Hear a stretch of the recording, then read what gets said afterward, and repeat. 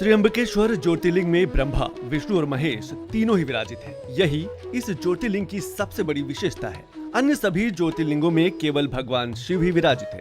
त्र्यंबकेश्वर ज्योतिर्लिंग मंदिर महाराष्ट्र प्रांत के नासिक जिले में त्र्यंबक गांव में है। यहाँ के निकटवर्ती ब्रह्मगिरी नामक पर्वत से गोदावरी नदी का उद्गम है। उत्तर भारत में पापनाशनी गंगा का जो महत्व है, वही दक्षिण में पुण्य सलिला गोदावरी का है। गौतम ऋषि और गोदावरी के प्रार्थनानुसार भगवान शिव इस स्थान में वास करने की कृपा की और त्र्यंबकेश्वर नाम से विख्यात हुए। मंदिर के अंदर एक छोटे से गड्ढे में 3 छोटे छोटे लिंग हैं। ब्रह्मा, विष्णु और शिव इन तीनों देवों के प्रतीक माने जाते हैं। इन सीढ़ियों पर चढ़ने के बाद राम कुंड और लक्ष्मण कुंड मिलते हैं और शिखर के ऊपर पहुंचने पर गोमुख से निकलती हुई भगवती गोदावरी के दर्शन होते हैं। गोदावरी नदी के किनारे स्थित त्र्यंबकेश्वर मंदिर काले पत्थरों से बना है।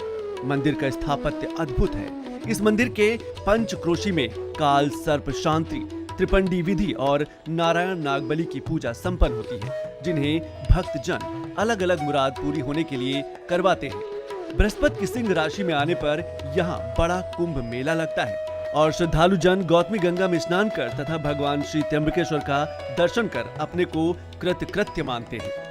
भव्य त्र्यंबकेश्वर मंदिर इमारत सिंधु आर्य शैली का अद्भुत नमूना है। इस मंदिर के भीतर एक गर्भगृह है, जिसमें प्रवेश करने के पश्चात शिवलिंग आंख के समान दिखाई देता है, जिसमें जल भरा रहता है। और यदि ध्यान से देखा जाए तो इसके भीतर 1 इंच के 3 लिंग दिखाई देते हैं। इन 3 लिंगों को त्रिदेव यानी कि ब्रह्मा, विष्णु, महेश का अवतार माना जाता है। इस प्राचीन मंदिर का पुनर्निर्माण तीसरे पेशवा बालाजी अर्थात नाना साहब पेशवा ने करवाया था। इस मंदिर का जीर्णोद्धार 1755 में शुरू हुआ था और 31 साल के लंबे समय के बाद 1786 में जाकर पूरा हुआ।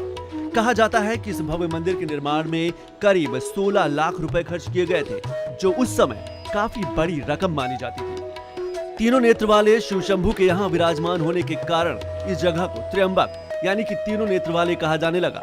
उज्जैन और ओंकारेश्वर की ही तरह त्र्यंबकेश्वर महाराज को इस गांव का राजा माना जाता है। इसीलिए हर सोमवार को त्र्यंबकेश्वर के राजा अपनी प्रजा का हाल जानने के लिए नगर भ्रमण के लिए निकलते हैं। Bureau report, DD news.